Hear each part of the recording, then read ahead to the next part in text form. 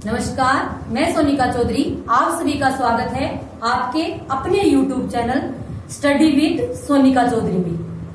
आज हम एक टेस्ट सीरीज प्रारंभ कर रहे हैं जो REET level first, REET level second grade Hindi और सीटेट और अस्टेट के लिए उपयोगी है।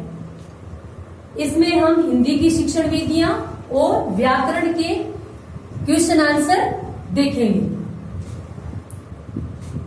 भाषा शिक्षण में आधारभूत कौशलों का सही क्रम क्या है? यानी भाषा शिक्षण में आधारभूत कौशल सुनना, बोलना, पढ़ना या लिखना। बोलना, सुनना, पढ़ना या लिखना। लिखना, पढ़ना, सुनना या बोलना। पढ़ना, लिखना, बोलना या सुनना। तो आधारभूत क्रम क्या है? सुनना, बोलना, पढ़ना और लिखना। इसकी एक ट्रिक है सुबोपल्ली। क्या ट्रिक है? सुबोपल्ली। इसमें सुनना, बोलना, पढ़ना और लिखना। अब अगर किसी का नाम लेके पूछे, जैसे मारिया मोंटेसरी, क्या नाम? मारिया मोंटेसरी के अनुसार, कि मारिया मोंटेसरी के अनुसार इसका पूछे तो इसका क्रम क्या आएगा? मारिया मोंटेसरी ने किस पर बल दिया था? लिखने पे। किस पे बल दिया था? लिखने पे बल दिया था। तो मारिया मोंटेसरी ने क्या कहा था कि पहले सुनना, उसके बाद बोलना, फिर लिखना और सबसे लास्ट में क्या आना चाहिए? पढ़ना आना चाहिए। तो इसमें ये जो मारिया मोंटेसरी के अनुसार पूछे तो क्रम क्या हो जाएगा? सुनना, बोलना, लिखना और पढ़ना।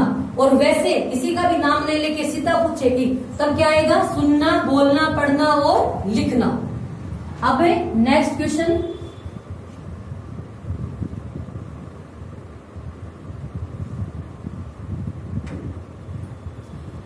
मनुष्य के मानसिक विकास के लिए मातृभाषा उतनी आवश्यक है जितनी कि बच्चे के विकास के लिए माता का दूध। बालक पहला पाठ अपनी माता से पढ़ता है, इसलिए उसके मानसिक विकास के लिए उसके ऊपर मातृभाषा के अतिरिक्त कोई दूसरी भाषा लादना मैं मातृभूमि के विरुद्ध पाप समझता हूँ। यह परिभाषा किसने दी थी? यह परिभाषा है जो मातृभाषा के बारे में है कि बच्चे को सबसे पहले माँ की भाषा सिखाई जाए। नहीं कि आप कहते हैं कि छोटा बच्चा है, जैसे उसको क्या सिखा रहे हैं? बोलना, गाय दिख गई तो काऊ बोलना, तो वो क्या है? स्कूल में भी सीख जाएगा। लेकिन जो घर पे है तो उसको किस भाषा में सिखाना चाहिए? मातृभाषा में। तो यह परिभाषा किसने दी थी? स्वामी विवेकानंद, दयानंद सरस्वती, महात्मा गांधी या भीमराव अंबेडकर ने। तो यह परिभाषा किसने दी थी? महात्मा गांधी जी ने ये दी थी। और बेसिक शिक्षा के बारे में भी किसने कहा था? महात्मा गांधी ने ही कहा था। इसके बारे में हम आगे विस्तार से अध्ययन करेंगे।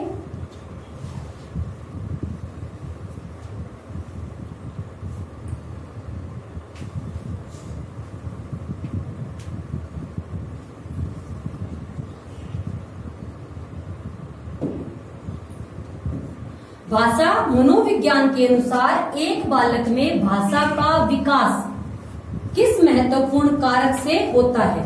यानी बालक में भाषा का विकास किस महत्वपूर्ण कारक से होता है? जिज्ञासा से, अनुकरण से, अभ्यास से या उपयुक्त सभी से। तो विकास किससे होता है? अभ्यास से। अब मान लो हमने कोई भाषा सीख ली, लेकिन हम अगर उसका प्रयोग नहीं करेंगे तो क्या है? वो हम भूल जाएंगे। तो क्या है? हमें उसका बार बार क्या करना है? अभ्यास करना है, तभी हम उसका क्या कर पाएंगे? विकास कर पाएंगे। अब ऐसे पूछे कि भाषा मनोविज्ञान के अनुसार एक बालक में भाषा का जन्म, क्या पूछे? जन्म। तो जन्म किससे होता है? जिज्ञासा से। जन्म किससे होगा? जिज्ञासा से।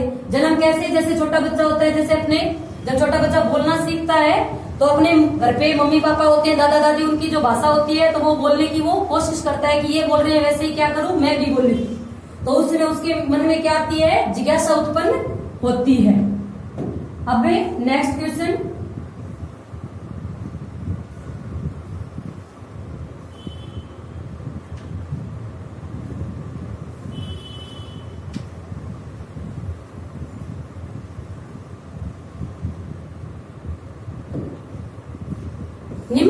में से भाषा की प्रकृति के अनुसार कौन सा कथन सत्य नहीं है? जब भी एग्जाम के टाइम में पेपर करते हैं तो उस टाइम ये हमें ध्यान रखना है, अंडरलाइन पहले करके रखना होता है कि सत्य है या नहीं, क्या पूछा गया है। कई बार क्या होता है, हम जब ये नहीं देखते तो इस कारण जो क्वेश्चन आता होता है तो वो भी क्या हो जाता है, गलत हो जाता है। कि भाषा की प्रकृति के अनुसार कौन सा कथन सत्य नहीं है?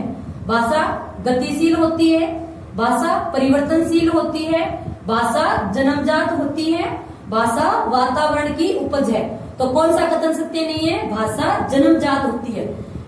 भाषा सदैव क्या होती है? अर्जित होती है। भाषा सदैव क्या होती है? अर्जित होती है, न कि जन्मजात। पहले एक सीरियल आता था ना मोगली का, अगर किसी का देखा हुआ है तो क्या था, वो जंगल में रहता था।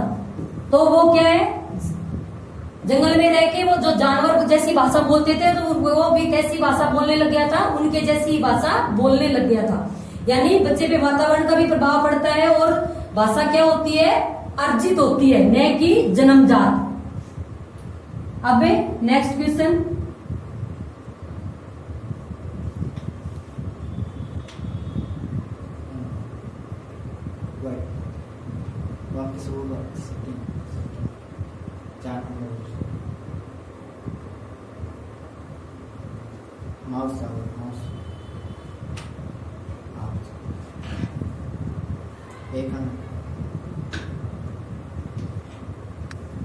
उस पे तो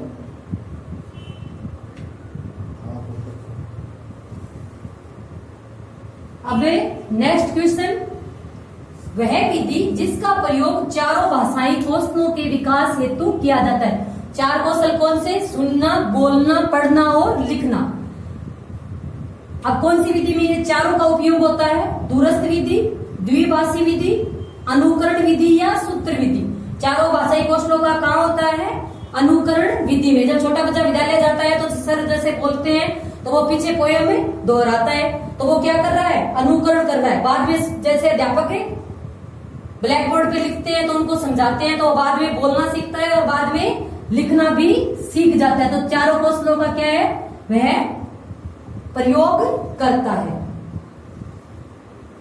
अब नेक्स्ट क्वेश्चन, विचार हमारी आत्मा की मूक बातचीत होती है। जब ये होठों से बाहर निकलकर ध्वन्यात्मक रूप ले लेते हैं तो इसे ही क्या कहते हैं? भाषा कहते हैं। भाषा के बारे में यह परिभाषा किसने दी थी?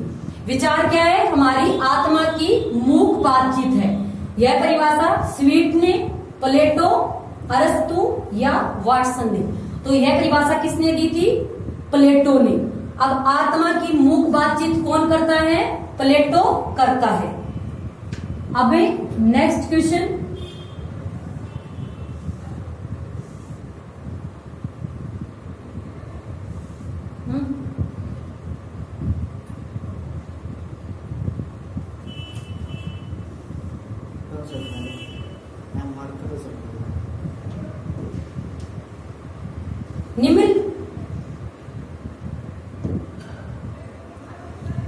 निम्नलिखित में से कौन सी शिक्षण अधिगम सामग्री दृश्य सामग्री नहीं है?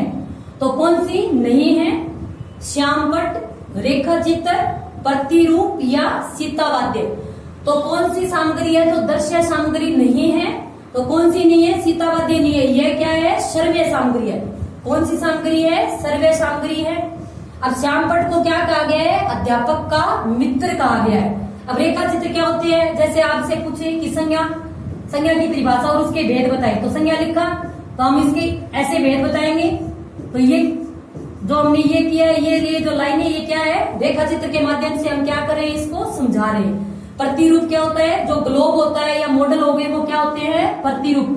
जहां हम क्लास में क्या है? वास्तविक उनको नहीं लेके आ सकते तो हम उनकी प्रतिकृति लेके आते हैं, तो वो क्या है? उसका प्रतिरूप होता है। तो इसमें से कौन सी जो सामग्री है? दृश्य सामग्री नहीं है। सीतावाद्य यंत्र नहीं है। ये कौन सी है?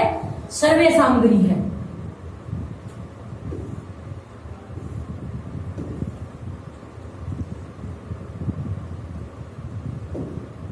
अब नेक्स्ट क्वेश्चन है, निम्नलिखित में से मूल्यांकन के बारे में कौन सा कथन सत्य नहीं है? मूल्यांकन के द्वारा छात्र के विषय में स्पष्ट धारणा बनाई जा सकती है। मूल्यांकन के लिए अधिक समय, साधन तथा धन की आवश्यकता होती है। मूल्यांकन का क्षेत्र व्यापक है। छात्र के संपूर्ण व्यक्तित्व के संबंध में आकलन करना ही क्या है? मूल्यांकन है। मूल्यांकन द्वारा भविष्यवाणी नहीं की जा सकती। तो क्या पूछा है कि कौन सा कथन क्या है? सत्य नहीं है। तो मूल्यांकन द्वारा भविष्यवाणी की जा सकती है, कि भविष्यवाणी हम कर सकते हैं कि यह बालक कैसा है और ये क्लास में कौन सी रैंक पे है या उसके जैसे ये सारे सब ये क्या है, उसके बारे में हम धारणा बना सकते हैं। मूल्यांकन के बारे में क्या है? भविष्यवाणी की जा सकती है।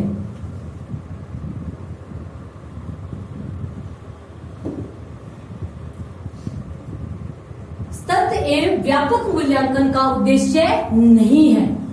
अब सतत एवं व्यापक मूल्यांकन का उद्देश्य क्या नहीं है? मूल्यांकन में शिक्षक की भूमिका कम करना, मूल्यांकन को नियमित व समग्र बनाना, मूल्यांकन में निदान व उपचार को प्रोत्साहित करना, मूल्यांकन में रटने की बजाय समझने पर बल देना।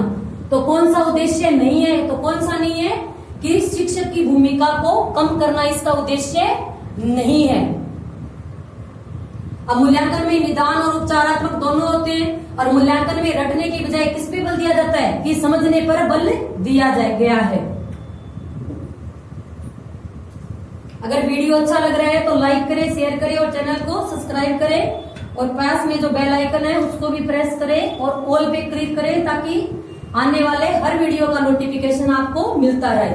इस चैनल पे एनसीईआरटी की जो क्लास 6 से लेकर 10 तक की है वो सीरीज चल रही है शॉर्ट नोट्स के रूप में। तो मैंने 6 से लेकर 7 तक करवा दिए हैं, और 12th क्लास की जो अंतरा है, जो अंतरा बुक है, उसके मैंने जो गद्य भाग है वो मैंने क्वेश्चन आंसर के माध्यम से कंप्लीट करवा दिया है। जो और ये वाला किसके लिए उपयोगी है? 2nd ग्रेड और 1st ग्रेड के लिए ये उपयोगी है। अब नेक्स्ट क्वेश्चन, एक बालक जरूरत से ज्यादा अपने आप को असमर्थ समझ रहा है, वह हीन भावना ग्रंथि से पीड़ित है। यानी एक बच्चा है, वो क्या कह रहा है कि मैं क्या हूँ? बिल्कुल जैसे असमर्थ हूं, मैं कुछ भी नहीं कर सकता। और वह किससे पीड़ित है? हीन भावना से ग्रंथि से पीड़ित है, और आत्मविश्वास क्या है? खो बैठा है। एक शिक्षक के नाते आप उसका उपचार करेंगे। कैसे करेंगे? दंड देंगे, परिवार को सूचना देंगे, मित्र मंडली के साथ घूमने की प्रेरणा देंगे, या सहानुभूतिपूर्ण व्यवहार करेंगे। यानी हम उसके आत्मविश्वास बढ़ाने के लिए उसको क्या करेंगे? सहानुभूतिपूर्ण व्यवहार करेंगे, और उसके कारणों को जानने की कोशिश करेंगे कि वो ऐसा अपने आप को हीन किस लिए समझ रहा है। अब नेक्स्ट,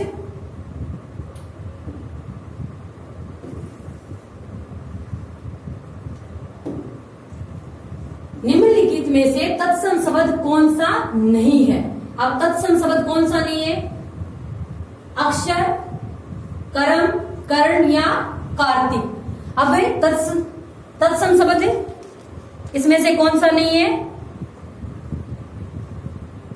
कार्तिक। ये कार्तिक क्या है? तद्भव शब्द है। अगर ये कार्तिक होता, क्या होता? कार्तिक। तो ये क्या है? तत्सम शब्द होता। अब तत्सम शब्द यानी किसी भाषा के जो शब्द जो उसकी मूल भाषा में प्रयुक्त किए जाते हैं। अब हिंदी की मूल भाषा कौन सी है? संस्कृत है। जो संस्कृत के शब्द है वो हिंदी में ज्यों की त्यों प्रयुक्त हो रहे हैं, तो उनको हम क्या कहते हैं? तत्सम शब्द कहते हैं। तो इनमें से तत्सम शब्द कौन सा नहीं है? कार्तिक नहीं है। ये कार्तिक क्या है? तद्भव शब्द है। कौन सा है? तद्भव शब्द है। अगर ये कार्तिक होता तो ये क्या है? तत्सम शब्द होता।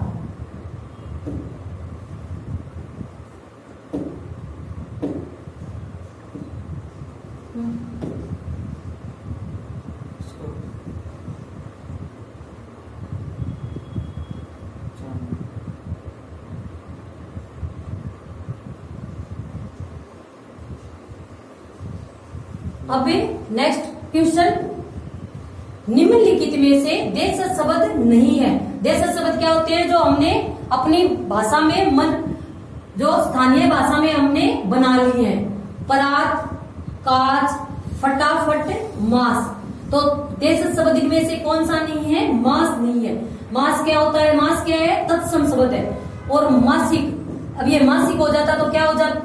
मास या महीना, मास महीना होता तो ये क्या है? तद्भव शब्द है। और ये कौन सा शब्द है? तत्सम शब्द है।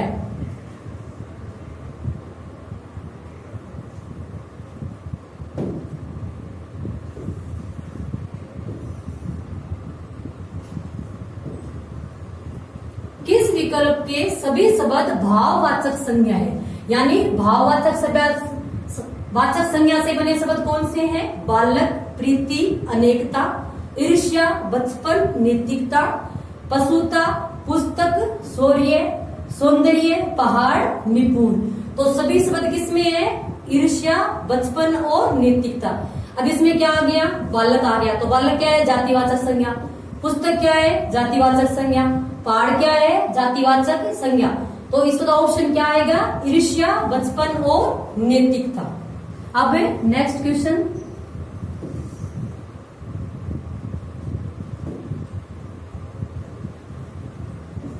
राम नहीं जाता है, ये एक वाक्य है का भाववाच्य में परिवर्तित रूप होगा। यानी इसको किस में बदलना है? भाववाच्य में बदलना है। राम जाता ही नहीं है, राम नहीं जाया जाता है, राम से जाया नहीं जाता है, राम को नहीं जाना है। तो इसका भाववाच्य क्या बनेगा? राम से जाया नहीं जाता है। तो क्या होगा इसका? C option. अब नेक्स्ट, सर्वनामों की संख्या होती है। अब क्या पूछा है? सर्वनामों की, नए की सर्वनाम के भेद पूछे हैं। क्या पूछा है? सर्वनामों की संख्या होती है 6, 7, 10 या 11। तो सर्वनामों की संख्या कितनी होती है? 11। अगर भेद पूछते तो कितने होते? 6। अब ये क्या है? 11 कौन से है? जैसे उत्तम पुरुष में क्या आ गया? मैं, मेरा, ये शब्द हो गए यह, वह, ये कौन से शब्द है? सर्वनाम शब्द है। और ये सर्वनाम है और इनकी संख्या कितनी है? 11 है। अब तू सर्वनाम का प्रयोग किस क्रम में नहीं होगा? यानी जो तू क्या है? जो तू सर्वनाम है उसका प्रयोग किस क्रम में नहीं होगा? संबंध बताने में, अपमान में, आत्मीयता में या समीपता में। जब हम भगवान से प्रार्थना करते हैं तो हम क्या कहते हैं? भगवान तू। तो आत्मीयता में हो गया, समीपता में भी हो गया। अपमान करते हैं तो लड़ाई झगड़ा होता है तो सबसे पहले तू ही बोलते हैं, तो क्या हो गया? अपमान में। लेकिन जब हम किसी से अपना संबंध बताते हैं तो उसमें हम तू शब्द का प्रयोग नहीं करते। तो इसका आंसर क्या हो जाएगा? संबंध बताने में।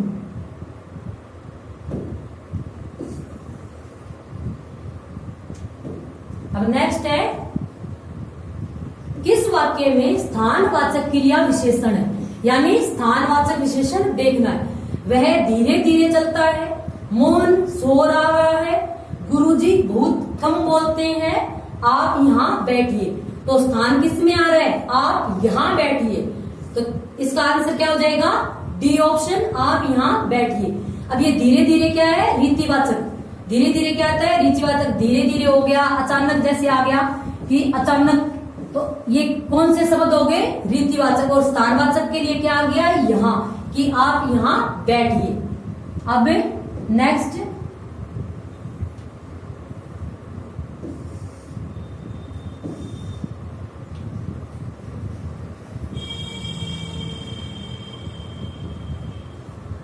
सार्वनामिक विशेषण का उपयुक्त उदाहरण है। अब सार्वनामिक विशेषण का बताना है। काला कुत्ता भौंक रहा है, वह आदमी हंसता है, राधा अच्छी महिला है, या वह आ रहा है। तो इसका सार्वनामिक विशेषण का उपयुक्त उदाहरण कौन सा है? वह आदमी हंसता है। अब सार्वनामिक विशेषण क्या होता है? कि जो संज्ञा से पहले किसका प्रयोग हो? सर्वनाम का। संज्ञा से पहले किसका प्रयोग हो? सर्वनाम का। और ये जो सर्वनाम है वो संज्ञा के बारे में ही बता रहा है। जैसे ये हो गया, आदमी क्या है? संज्ञा, वह क्या है? सर्वनाम। तो वह आदमी हंसता है, तो ये इसका क्या हो गया? सार्वनामिक विशेषण हो गया है। सामने जो बड़ा महल दिखाई दे रहा है वह मेरा है, इसमें कौन सा सर्वनाम है? यानी सामने जो बड़ा महल दिखाई दे रहा है वह मेरा है, इनमें से कौन सा? कौन सा सर्वनाम है? पुरुषवाचक, निश्चयवाचक, अनिश्चयवाचक या प्रश्नवाचक? तो कौन सा है? निश्चयवाचक।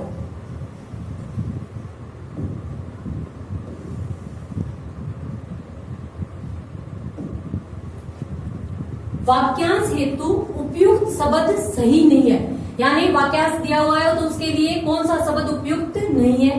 धर्म में निष्ठा रखने वाला क्या कहलाता है? धर्मनिष्ठ। दो भाषाओं को जानने और बोलने वाला क्या कहलाता है? दुभाषिया। अब जैसे दूसरे देशों के आते हैं राष्ट्राध्यक्ष, तो उनकी भाषा जैसे अपने प्रधानमंत्री को नहीं आती, तो उसमें कौन वहां करता है काम? दुभाषिया करता है। तो वो दो भाषाओं को जानने वाला। जो कहा न जा सके क्या होता है? अकथनीय। जो इस लोक का न हो लौकिक। तो इसका सही आंसर कौन सा नहीं है? D option. जो इस लोक का न हो क्या होता है? अलौकिक। क्या होता है?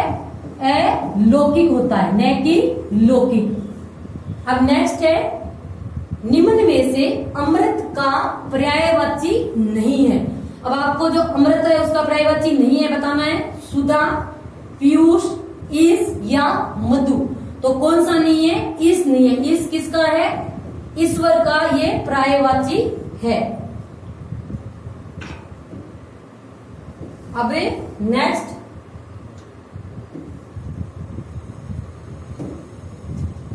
सफलता पाने के लिए दिन रात एक करना पड़ता है। उपयुक्त वाक्य में कौन सा विराम चिन्ह है? यानी इसके अंदर ये जो लगा हुआ है ये कौन सा विराम चिन्ह है? अलव विराम, अर्ध विराम, योजक चिन्ह या विवरण? तो ये कौन सा चिन्ह है? ये जो बीच में लगा हुआ है ये क्या है? योजक चिन्ह। तो योजक चिन्ह है, दो को जोड़ने में काम आता है। जैसे माता पिता लिखा तो बीच में हम लिखते हैं माता पिता के, हो गया सुख दुख हो गया। तो इसमें ये किसके लिए यूज आता है? दो शब्दों में संबंध बताने और जो दोहराने, जैसे बार बार हो गया, जैसे हम लिखते हैं ना बार बार, तो ये दो में यूज हो गया। तो क्या है ये? योजक शब्द। ये किसके लिए काम आता है? जोड़ने के काम आता है। निम्नलिखित में से कौन सा विलोम शब्द सुमेलित नहीं है? अब कौन सा शब्द सुमेलित नहीं है? आरोह है, अवरोह है, आशीर्वाद, अभिशाप, आरंभ, प्रारंभ, इच्छा, अनिच्छा। तो कौन सा सुमेलित नहीं है बताना है। तो कौन सा नहीं है? आरंभ का क्या होता है? अंत होता है। आरंभ और प्रारंभ तो क्या हो गया? सेम ही हो गया। तो आरंभ का क्या होगा? अंत होगा। अब नेक्स्ट है, निम्नलिखित में से कौन सा वाक्य शुद्ध नहीं है? अब मीरा भगत कवित्री थी। कई बार से अब यही शब्द पूछ लेते हैं कि कवित्री कैसे लिखा जाता है? कृपया कल पधारे, मैंने शिमला जाना है। तो कौन सा वाक्य शुद्ध नहीं है? D option. इसकी जगह क्या आएगा? मुझे। क्या आएगा? मुझे शिमला जाना है। अगर वीडियो अच्छा लग रहा है तो लाइक करें, शेयर करें और चैनल को सब्सक्राइब करें।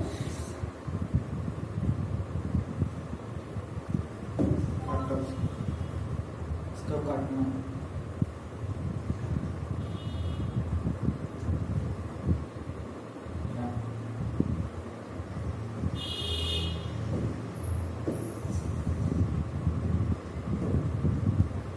निम्नलिखित में से अर्थ के आधार पर कौन सा मुहावरा सुमेलित नहीं है?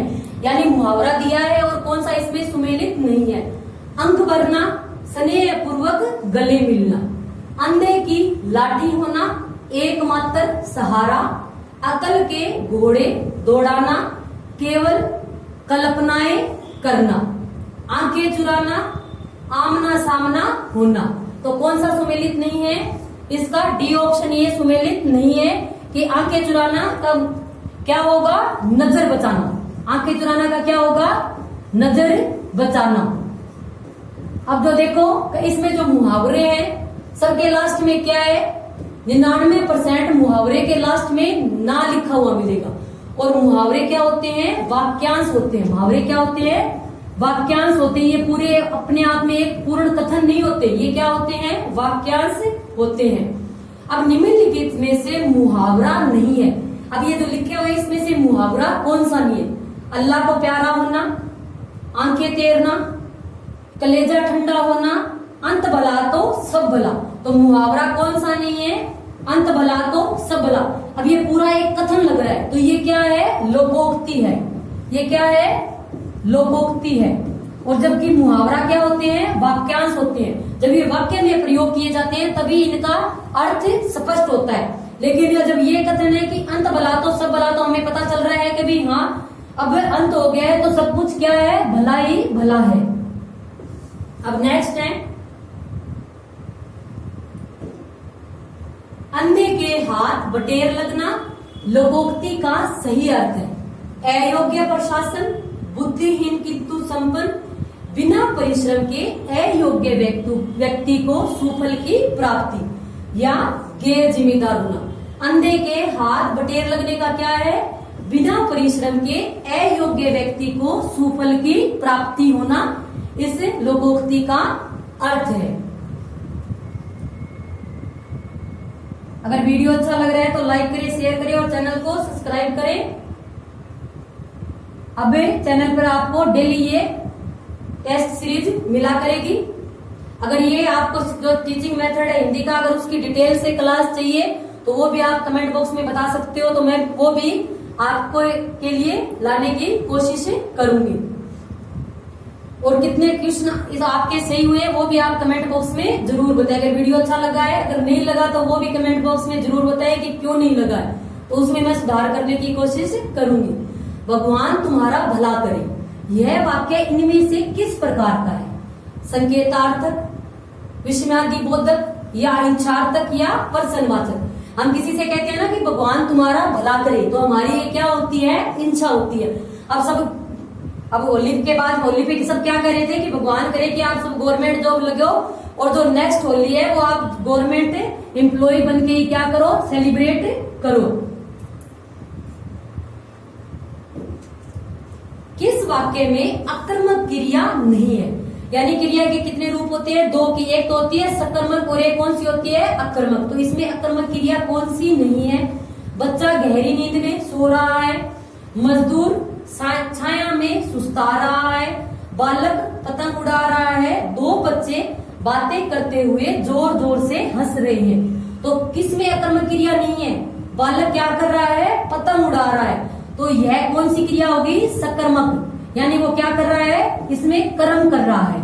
और बाकी सब क्या है? ये स्वाभाविक क्रियाएं है। हंसना हो गया, रोना हो गया, खेल, ये सभी क्या है? स्वाभाविक क्रियाएं हैं। नेक्स्ट है, यदि हम अब भी नहीं संभले तो उसके विनाशकारी परिणाम शीघ्र सामने आएंगे। वाक्य में कौन सा काल प्रयुक्त हुआ है? यदि अब हम नहीं संभले तो विनाशकारी परिणाम, जैसे अभी यूक्रेन और रूस का युद्ध हो रहा है, अगर अभी हम नहीं संभले तो क्या है? आने वाली जो पीढ़ियां हैं, जैसे पहले हिरोशिमा और नागासाकी पे जो परमाणु बम गिराया था, तो उसके प्रभाव अभी तक हमें क्या है? दिखाई दे रहे हैं। तो ये परिणाम क्या है? शीघ्र हमारे सामने आएंगे। अभी देखो मार्च का एंड का महीना है और अभी कितनी गर्मी हो गई है। तो ये क्या है? यदि हम नहीं संभलेंगे तो क्या है? विनाशकारी परिणाम शीघ्र हमारे सामने आएंगे। आसन भूतकाल, संदिग्ध वर्तमान काल, पूर्ण भूतकाल या संभाव्य भविष्यत काल? तो इसमें कौन सा है? संभाव्य भविष्यत काल का प्रयोग हुआ है। अब नेक्स्ट, निम्नलिखित राजस्थानी शब्दों में से कौन सा शब्द सुमेलित नहीं है? अब read level first year second में एक ये राजस्थानी शब्द का भी इसमें जोड़ा गया टॉपिक। तो हर कीने क्या होता है? हर किसी को, यानी हर कीने क्या होता है कि हम अपनी जो बात होती है वो हर किन्हीं को यानी हर किसी को नहीं बतानी चाहिए। गोटो क्या किसको बोलते हैं? घोड़ा को। मोटो शक्तिशाली, अम्य अमृत। तो कौन सा सुमेलित नहीं है? अम्य नहीं है। अम्य किसको बोलते हैं? जो रोगी होता है उसको राजस्थानी भाषा में क्या बोलते हैं? रोगी बोला जाता है। अब हो सकता है आपके एरिया में जैसे ये शब्द है अम्य का कुछ और अर्थ हो। जैसे अब देखो, एक आंख में एक छोटी सी फुंसी होती है ना, उसको हम क्या बोलते हैं? घुमावनी। क्या बोलते हैं? घुमावनी। लेकिन जैसे हमारे एरिया में ये घुमावनी बोली जाती है, अब पता नहीं आपके एरिया में क्या बोली जाती है। तो इनके जो राजस्थानी शब्द है, इनके अगर आपके एरिया में अलग है तो वो भी ये हो सकते हैं।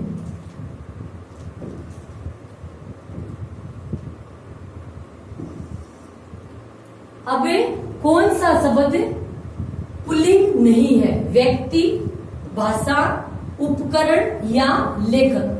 अब कौन सा शब्द पुल्लिंग नहीं है? व्यक्ति होता है, भाषा होती है, उपकरण होता है, लेखक होता है। मैं तो ऐसे पता करती हूँ, तो ये क्या है, इसके आगे हम होता है या होती लगा के पता करेंगे। तो भाषा क्या है? होती है। तो ये क्या होगी? स्त्रीलिंग शब्द है, न कि ये पुल्लिंग।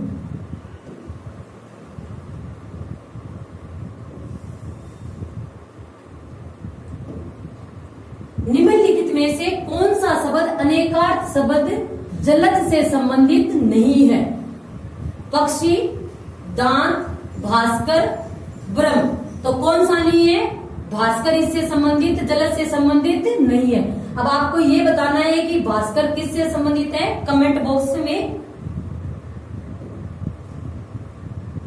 अभी जो हमने ऊपर पढ़ा है उसमें से एक प्रश्न है कि भाषा मूक अभिव्यक्ति, यह परिभाषा किसने दी थी?